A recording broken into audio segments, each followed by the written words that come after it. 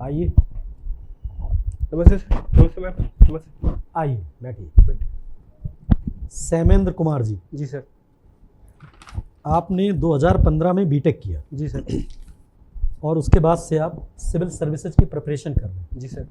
UPSC दिया कि नहीं दिया आपने? सर यूपीएससी 3 बार दिया है। 3 बार दिया। जी सर। कहाँ तक पहुँचे उसमें? सर 1 बार मेंस दिया।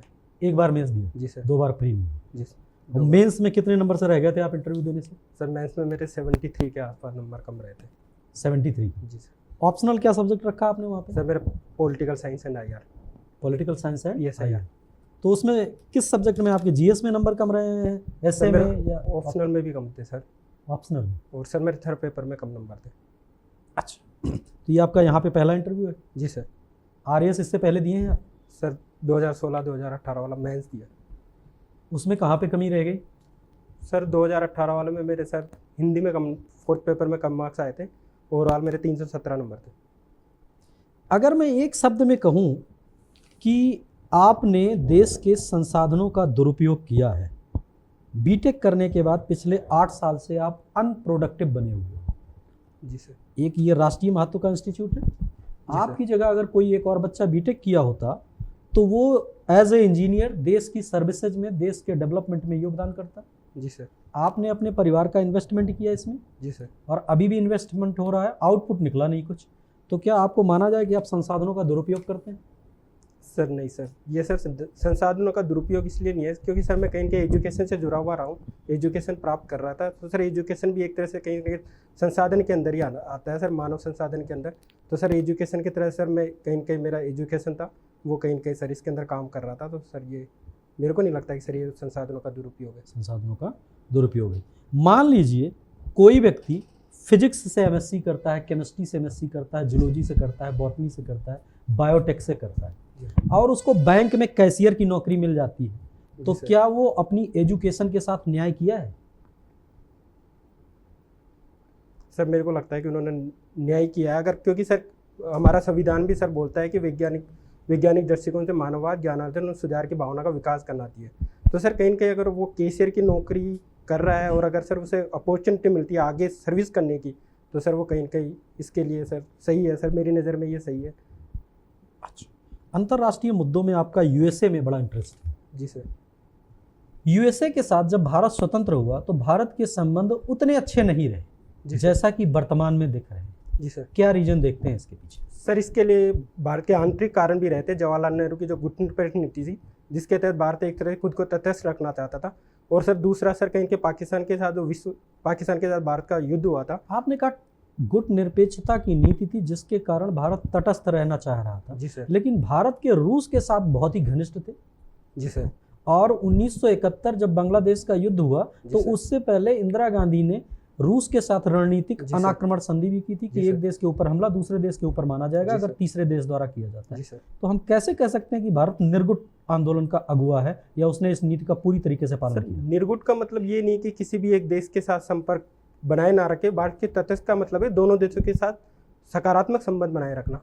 उसकी तरफ सर कहीं न कहीं वो झुकाव रशिया की तरफ हो सकता है। सर इसका कारण एक सर पाकिस्तान के साथ युद्ध के अंदर पाकिस्तान को जो है यूएसए का समर्थन प्राप्त था। तो सर ये एक कारण था कि भारत ने रशिया की तरफ ज़्यादा झुकाव हो रहा था यूएसए के कंपेयर में। सर केवल यही रीजन था? जैसे ही देश आज़ाद हुआ तो अमेरिका ने पाकिस्तान का समर्थन करना शुरू कर दिया है। अमेरिका को पूंजीवादी राष्ट्र माना जाता है। जी सर। और सोवियत रूस को क्या माना जाता है? समाजवादी।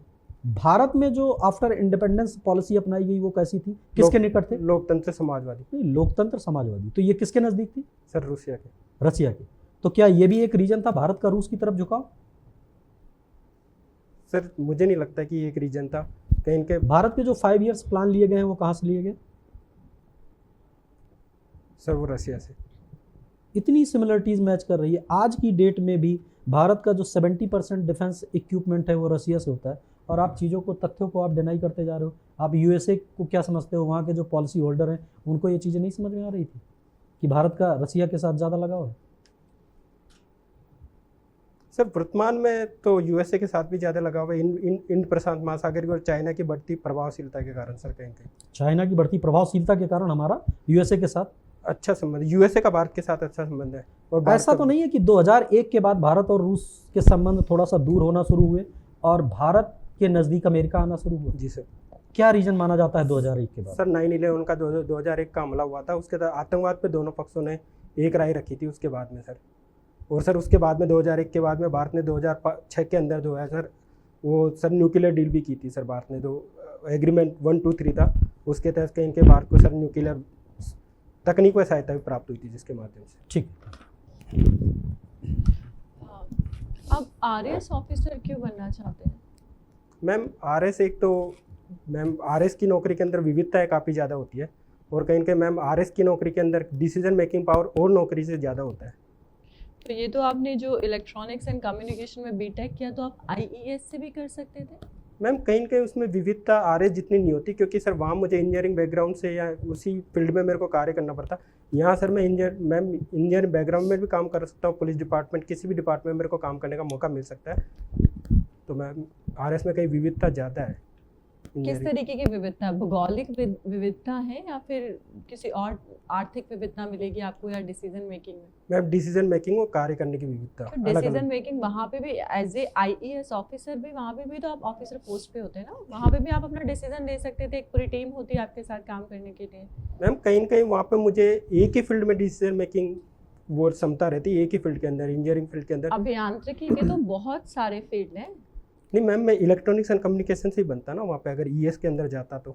अच्छा, इलेक्ट्रॉनिक्स और कम्युनिकेशन दोनों वर्ड्स में कुछ डिफरेंस है? मैम दोनों अलग अलग है। जैसे? मैम इलेक्ट्रॉनिक्स एक तरह से हम जो इलेक्ट्रॉन्स होते हैं उन्हें बोलते हैं कम्युनिकेशन, हम दो आंकड़ों को संप्रेषित करते हैं उसे कम्युनिकेशन बोला जाता है। अच्छा, इलेक्ट्रॉनिक्स में सिर्फ इलेक्ट्रॉन है? मैम इसमें अंदर करंट भी आता है, इलेक्ट्रॉन का प्रवाह सब कुछ आता है मैम, डायोड हो गया, ट्रायोड हो गया, ये सब सिग्नल एनालिसिस। नहीं, बेसिक डेफिनेशन अगर इलेक्ट्रॉनिक्स की देनी होगी तो क्या होगी? क्या है, क्या पढ़ते हैं शाखा के अंदर हम? मैम इसके अंदर अलग अलग शाखाएं होती है, कंट्रोल सिस्टम हो गया, सिग्नल एंड सिस्टम हो गया, और मैम डायोड हो गया, ट्रायोड हो गया, लॉजिक गेट्स हो गए, ये सारी चीज़ें इसके अंदर पढ़ी जाती है। अच्छा, आपका क्रिकेट में भी इंटरेस्ट है, जी तो मैम। अभी जो नेक्स्ट वर्ल्ड कप होगा वो जी कब मैम। होगा? मैम ये अक्टूबर-नवंबर में है। अक्टूबर-नवंबर में। कौन से वर्ष में होगा? मैम 2023 के अंदर। 2023 में। और जो फाइनल मैच होगा उसके लिए कोई स्टेडियम फिक्स कर दिया कि इस स्टेडियम में ही होगा फाइनल मैच? जी मैम, फाइनल फिक्स कर दिया गया है, नरेंद्र मोदी स्टेडियम अहमदाबाद में होगा। तो नरेंद्र मोदी स्टेडियम कैसा है, मतलब सबसे लार्जेस्ट स्टेडियम है या सबसे छोटा स्टेडियम मैम है? सबसे लार्जेस्ट है। सबसे लार्जेस्ट। जी और मैम। छोटा कौन सा है? सॉरी मैम, इसका मुझे आइडिया। अच्छा, और आपने यूपीएससी का एग्जाम भी 3 बार दिया है, और जो आरएएस वाला एग्जाम मैम 3 बार। ये भी 3 टाइम दिया, और आपका ये ये Mains? पहला इंटरव्यू। पहला इंटरव्यू? जी मैम। Thank you. आपने जैसे बताया कि आरएस में सर्विस की डाइवर्सिटी वगैरह खूब है, जी मैम। जी है ना? सर। तो डाइवर्सिटी तो केवल आरएस में ही है, बाकी सर्विसेज जैसे आरपीएस हो गया, अकाउंट सर्विस हो गई, उसमें तो लाइफ लॉन्ग एक ही सर्विस में रहना पड़ता है। तो जैसे सपोज करो आपका पुलिस सर्विस में हो गया, तो फिर आप उसको पुलिस सर्विस नहीं करेंगे, फिर दोबारा एग्जाम देंगे, तो वो तो लाइफ लॉन्ग एक ही सर्विस रहती हो, तो वहाँ कोई डाइवर्सिटी नहीं है। जी सर, मैं अभी तो फिलहाल तो मेरे को पूरा भरोसा है कि मेरे जिस तरह से रिटर्न हुआ है उसकी तरह से मैं पहले तो ये सोच रहा हूँ कि मुझे आरए से मिल जाएगा इसके तहत। अगर सर मुझे अगर पुलिस के अंदर कार्य करना पड़ा तो सर कहीं कहीं पुलिस के अंदर विविधता ना होकर डिसीजन मेकिंग पावर ज़्यादा होगी उसके अंदर। नहीं होता वहाँ पर, ऐसा नहीं होता, वहाँ तो अनुशासन होता है अलग टाइप का, लाइफ लॉन्ग आपको एक ही सर्विस में रहना पड़ता है। बाकी वाली सर्विसेज आरएस कम्पिटिटिव एग्जाम में एक सर्विस नहीं होती, खूब सारी सर्विसेज होती है, तो उनमें तो डाइवर्सिटी नहीं होती। वो तो जैसे आपकी इंजीनियरिंग की टेक्निकल है वैसी टेक्निकल, जैसे अकाउंट सर्विस है पूरी फुली टेक्निकल है, ऐसे आपकी जीएसटी की सर्विस है फुली टेक्निकल है, कंप्लीट आपको उसमें लाइफ लॉन्ग उसी में रहना है। सर अकाउंट सर्विस में कहीं कहीं सर डाइवर्सिटी हो सकती है? बिल्कुल नहीं है, उसी में रहना, आपको वही आंकड़े वही करना है, आपका हिसाब किताब। सर फील्ड की नौकरी उसमें बिल्कुल नहीं होता फील्ड का। केवल आरएस में भी क्या है कि अलग अलग डिपार्टमेंट्स में आप बदलते रहते हो, लेकिन और किसी में नहीं है डाइवर्सिटी। तो फिर जैसे आपका दूसरी सर्विस में हो जाए अकाउंट सर्विस में, फिर क्या करोगे आप? सर मैं नेक्स्ट अटेम्प्ट दूंगा। नेक्स्ट अटेम्प्ट दोगे? जी सर। अच्छा, तैयारी करते रहो जब तक आरएस में नहीं होगा फाइनल, तब तक है? सर जब तक मुझे अपॉर्चुनिटी मिलेगी, जब तक मैं तब तक आरएस करते के लिए रहोगे। प्रयास करता रहूँ। मतलब डाइवर्सिटी आपके लिए इम्पोर्टेंट है? जी सर। अच्छा, डाइवर्सिटी क्यों होनी चाहिए? डाइवर्सिटी का क्या फायदा है? सर डाइवर्सिटी कहीं न कहीं सर कार्य क्षमता को बढ़ाती है, इनोवेटिव चीज़ें भी कर सकते हैं उसके अंदर, कहीं कहीं डिसीजन ले सकते हैं सर। डाइवर्सिटी अगर ज़्यादा होगी तो अलग अलग फील्ड में अलग अलग डिसीजन लेने की क्षमता बढ़ सकती है। अच्छा, और सर इनोवेटिव चीज़ भी ज़्यादा कर सकता है अगर आपके पास डाइवर्सिटी है। एज ए SDM अलग अलग चीज़ों में नवाचार किया जा सकता है अलग, और सरकार की योजनाएं उनका इम्प्लीमेंट अच्छी तरह से किया जा सकता है अगर डाइवर्सिटी ज़्यादा अच्छा, होगी। ये बायोडाइवर्सिटी का नाम सुना आपने? जी सर। ये क्या होती है? सर बायोडाइवर्सिटी जो पारिस्थितिक तंत्र के अंदर जीव जंतु पेड़ पौधों की जो विविधता पाई जाती है उसे बायोडाइवर्सिटी कहते हैं। तो अभी ये विविधता बढ़ रही है या घट रही है? सर कहीं कहीं घट रही है, IUCN की रिपोर्ट के अकॉर्डिंग घट रही है सर। ये IUCN क्या होता है? Sir international union of conservation nature. Sir इसकी स्थापना की गई थी 1948 के अंदर, और सर ये एक रेड डाटा बुक निकालता है जिसके माध्यम से 9 श्रेणियों के अंदर विभाजित कर करके जो दुर्लभ प्रजातियों से उनके आंकड़े प्रेषित करता है। अच्छा, कोई ऐसा कोई है जो आप प्लांट्स या एनिमल्स आपकी नज़र में राजस्थान में जो एंडेंजर्ड हो रहा है? सर एक ग्रेट इंडियन बस्टर है, हम्म, और सर एक गोडावन है, हम्म। और एक सर कहीं टाइगर। टाइगर जी सर। एंडेंजर्ड स्पीसीज है? सर एंडेंजर है, ये क्रिटिकल एंडेंजर है, टाइगर एंडेंजर है। अच्छा, सर क्रिटिकल और एंडेंजर। एक वो जो वल्चर था उसका क्या हुआ? दिखता है आपको अभी वल्चर वगैरह? पहले तो दिखता था, उसका क्या हुआ? सर वल्चर UN में हम्म? अनवल्नरेबल के अंदर आता है सर वल्चर। सर राजस्थान में नहीं दिख रहा है ये सर वर्तमान में। बाकी और जगह दिख रहा है? वल्चर होता है ना जी जो सर। पहले आते था, अब जी सर। जो, ओलिव रीडले की तरफ। हाँ हाँ वही तो, वो कहाँ गया वो? सर वो सर सामान्य तो भारत में नहीं पाया जाता, वो सर गेलापागोस है जो प्रशांत महासागर, वहाँ से प्रवासन करके यहाँ बीटरकनिका उड़ीसा के अंदर आता था सर। वो राजस्थान पहले में राजस्थान में तो आता था पहले तो, पहले आपने देखा नहीं राजस्थान कहीं में? कहीं सर क्लाइमेट चेंज की वजह से उसने सर अपना प्रवासन चेंज कर लिया होगा सर। नहीं नहीं, प्रवासन चेंज कर लिया है या वो स्पीसीज एक्सटिंक्ट हो रही है? सर प्रवासन चेंज कर लिया सर उसने। नहीं नहीं, ये सही, चलो ठीक है। एक आपने बताया कि 2001 के बाद में US और इंडिया का रिलेशन सुधरा है, जी सर। जिसमें चाइना का फैक्टर आपने बताया। इसके सर। अलावा भी कोई कारण रहा कि 2001 के बाद इंडिया में कुछ चेंज आया क्या, इकोनॉमिक पर्सपेक्टिव के हिसाब से कुछ? सर 2001 के बाद में कहीं न कहीं भारत तेजी से ग्रोथ करना शुरू कर दिया था, क्योंकि सर 1992 के बाद में जो LPG आया था उसके माध्यम से निजी क्षेत्र का भी कहीं न कहीं भारत के अंदर भागीदारी बढ़ गई थी, जिसके कारण 2001 के बाद में भारत का ग्रोथ रेट जो है सर तेजी गति से बढ़ा है, जिसके कारण से भी कहीं न कहीं, और सर मेक इन इंडिया, और सर कहीं कहीं इनमें भी निजी निवेश के माध्यम से जो चाइना का, रशिया, USA का सर वो बढ़ा। अच्छा, आप जयपुर में कहाँ बस्सी से रहते हैं? जी सर। बस्सी में कोई फेमस इंस्टीट्यूट है कोई? सर बस्सी में सर इंजीनियरिंग का नहीं, कोई ओवरऑल कोई भी ऐसे जैसे सर, फेमस कोई संस्थान हो? ओलिव टी का सर कल्चर का प्लांट लगा हुआ वहाँ पे। ओलिव टी का? जी सर। अच्छा, और सर बस्सी के अंदर सर टमाटर मंडी है सर, और सॉरी सर। और कोई? आप बस्सी के रहने वाले हो ना? जी सर। या बस्सी जाते, कभी देखा बस्सी आपने? जी सर। बस्सी में तो एक बहुत फेमस इंस्टीट्यूट है,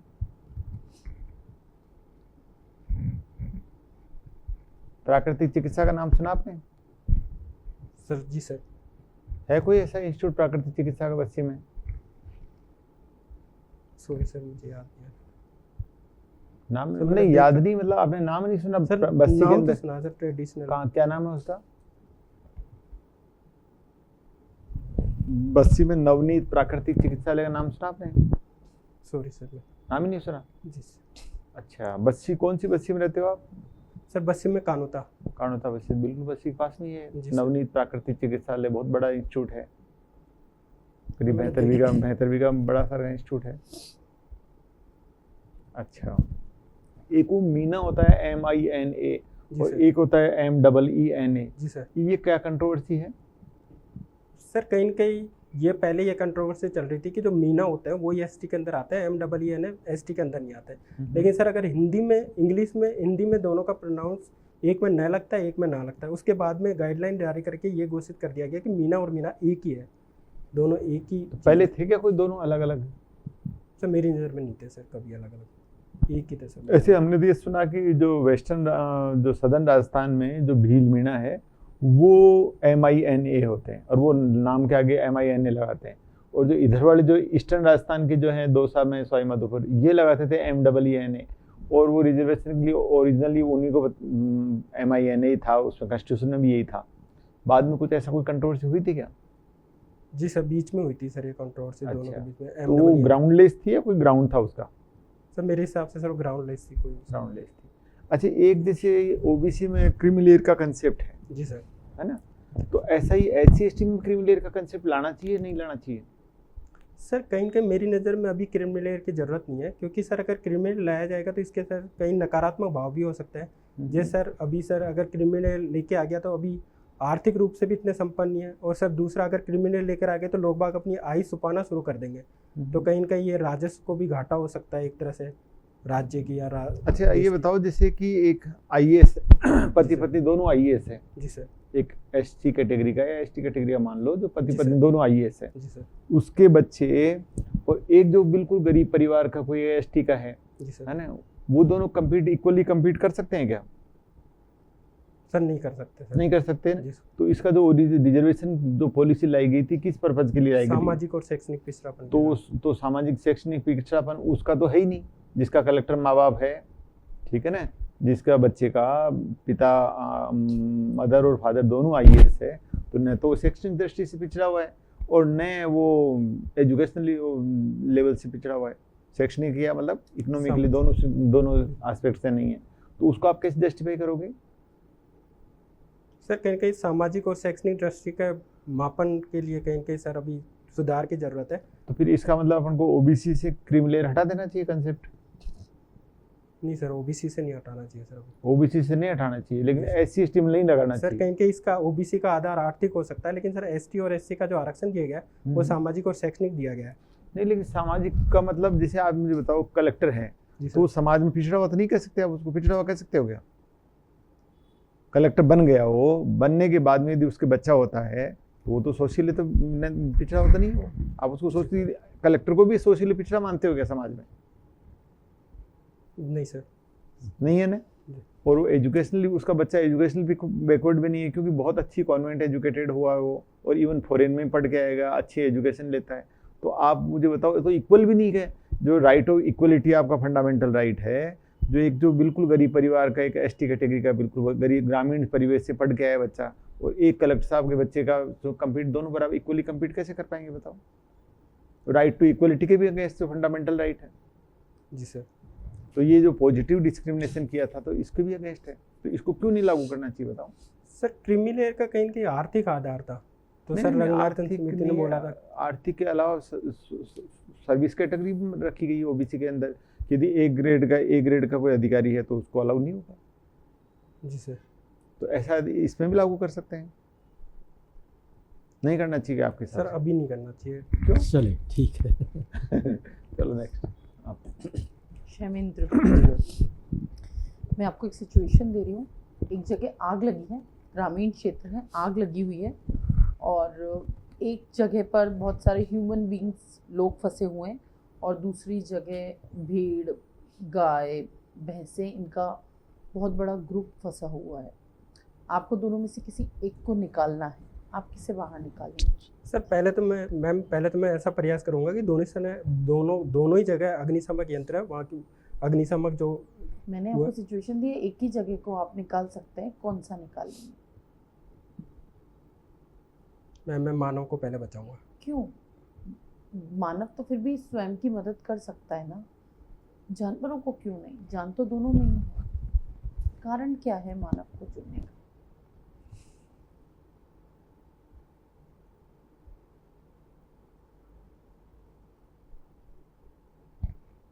तो आप ऐसा मानते हैं कि मानव के जीवन का मूल्य ज़्यादा है? जी मैम। क्यों ज़्यादा?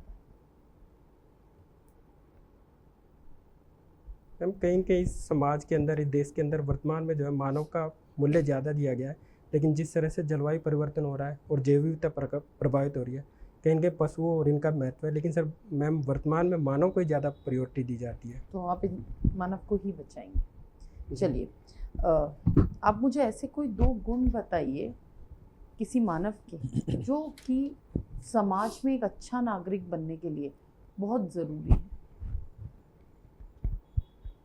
मैम समाज में अच्छा नागरिक बनना मतलब चाहिए। समाज के लिए बहुत ज़रूरी है।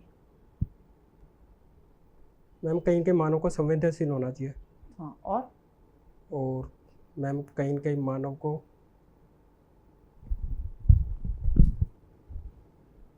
ईमानदार होना चाहिए। एम्पैथी और सिंपैथी 2 टर्म सुनी है आपने? जी मैम प्रशासनिक सेवा में किसका महत्व ज़्यादा है, एम्पैथी का या सिंपैथी? मैम दोनों का महत्व है। ज़्यादा किसका है? दोनों का है, वो तो पता ही है। मैम एम्पैथी का। पर एम्पैथी ज़्यादा होगी तो क्या वो सही फैसले ले पाएगा? अगर हर दर्द को आप खुद पे महसूस करने लग जाएंगे तो जी क्या मैम। आप सही फैसला ले पाएंगे तटस्थ होके? कहीं कहीं फैसला सही होगा, क्योंकि वंचित और जो आश्रय पर बैठे हुए वर्ग है उनके लिए कहीं कहीं सिंपैथी एम्पैथी होना ज़रूरी है, जिसके कारण वो भी मुख्य धारा में लाया जा सके उन्हें। तो मैम इसलिए मैं एम्पैथी को ज़्यादा प्रायोरिटी चलिए, दूंगा। Thank you. आप बीटेक किए हुए हैं। जी सर। बीटेक की इंजीनियर बनने के लिए 4 साल का स्पेशलाइजेशन होना चाहिए। जी सर। डॉक्टर बनने के लिए 5.5 साल 5 साल का होना चाहिए जी सर। स्पेशलाइजेशन। ठीक है, लेकिन जो इन सबको डील करता है, जो पॉलिसी मेकिंग का काम करता है, आईएएस यानी सिविल सर्वेंट या आरएएस, ये भी सिविल सर्वेंट बनने के लिए इस प्रकार का कोई स्पेशलाइजेशन की ज़रूरत नहीं होती। आपको लगता है कि ये जो प्रशासनिक सेवाओं की इफ़िशियंसी है उसको कहीं ना कहीं प्रभावित करता है? सर मुझे नहीं लगता है कि ये प्रशासनिक एफिशिएंसी को कहीं ना कहीं प्रभावित करता है, क्योंकि sir as a IAS collector लगते हैं, उसके अधीन भी कई डिपार्टमेंट होते हैं, अलग अलग शाखाएं होती है, अलग अलग डिपार्टमेंट कार्य करते हैं, जिसके अंदर स्पेशलाइज काम करता है। कहीं कहीं आईएएस और एसडीएम होता है वो एज ए जनरलाइज काम करता है, वो अलग अलग फील्ड में अलग अलग स्पेशलाइज के समन्वय करके फिर योजनाओं का क्रियान्वयन करते हैं। योजनाओं को बनाने का काम वैसे भी विधायिका का होता है, इनका काम सिर्फ योजनाओं का क्रियान्वयन करना और लोक कल्याणकारी राज्य की स्थापना में भागीदारी देना होता है। ठीक है, थैंक यू।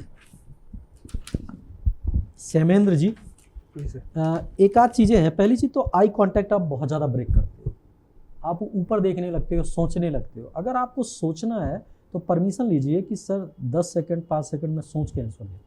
और हर जो बोर्ड मेंबर है सभी के किसी न किसी क्वेश्चन में आई कांटेक्ट आप लगातार ब्रेक कर रहे हो, तो आई कांटेक्ट आपको ब्रेक नहीं करना है। ठीक है, दूसरी बात क्या है कि जैसे जो रिजर्वेशन का सवाल है, आपको इस एक डिस्प्यूटेड थोड़ा सा मैटर है, इसको दिल पे मत लीजिए, सीधे से निकल के आप चले जाओ, सर गवर्नमेंट ने ये पॉलिसी लगाई है, अगर इसमें कोई सकारात्मक परिवर्तन करती है तो मैं इसका समर्थन करता हूं। आपको उस डिस्प्यूट में कूदना ही नहीं है, दलदल है। ठीक है, सिंपल सा क्या कहना है आपको, सर अगर इसमें कोई सकारात्मक परिवर्तन होता है तो मैं इसका सपोर्ट करता हूं, बस आपको आगे निकल जाना है। ठीक है, दूसरी बात यह है कि जैसे अकाउंट सर्विस, अब सर बता रहे हैं, बार बार आपको चीज़ें दे रहे हैं कि डाइवर्सिटी तो केवल आरएएस में होती है, सही बात है। उसके बाद आप स्पेसिफिक जॉब में आ जाते हो, चाहे पुलिस सेवा एंड सो ऑन, तो आप जबरदस्ती आप उसमें फिर बार बार कह रहे हो कि नहीं नहीं डाइवर्सिटी होती है डाइवर्सिटी, एक्सेप्ट कर लीजिए। मुंशी प्रेमचंद ने कहा है कि अगर अपने से जो बड़ा है उसके नीचे अगर उसके पाँव के नीचे अपनी गर्दन दबी हुई है तो उन पैरों को सहलाने में ही अपना फायदा है ना। तो ये माइंडसेट, आपको 10 15 20 मिनट आपको बैठना है, आप सामने वाले के ईगो को सेटिस्फाई कर दीजिए, क्या दिक्कत है। आपको हमसे कुछ लेके जाना है ना, हमें तो आपसे कुछ मिलना नहीं है। हमारे सामने तो 10 कैंडिडेट और बैठे हैं, हम आप नहीं उनमें संभावनाएं देख लेंगे। ओके, आपको रिजिड नहीं होना है किसी भी पॉइंट पे। ठीक है, बाकी चीज़ें आपकी सही है, कॉन्फिडेंस लेवल इस बार सही है, आपका आंसर दे रहे हो, लेकिन कॉन्फिडेंस में विनम्रता होनी चाहिए, रिजिडिटी नहीं होनी चाहिए। ठीक है, ये चीज़ें फोकस करिएगा आप। ठीक है सर, ठीक।